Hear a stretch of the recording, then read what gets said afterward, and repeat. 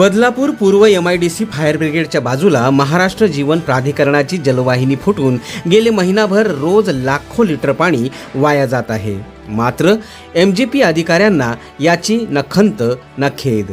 एका बाजूला काही विभागात पाणी टंचाईची भीषण समस्या आहे, तर दुसरीकडे लाखो लिटर पाणी गटारात वाया जात आहे।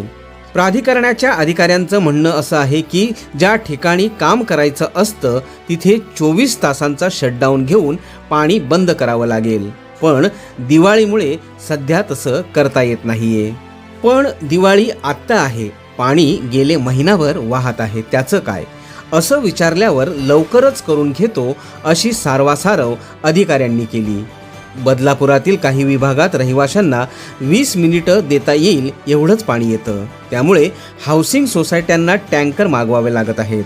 त्यासाठी परवडत नसतानाही हजारो रुपयांचा खर्च करावा लागतोय, तर दुसरीकडे लाखो लिटर पाणी गटारात वाया जात आहे।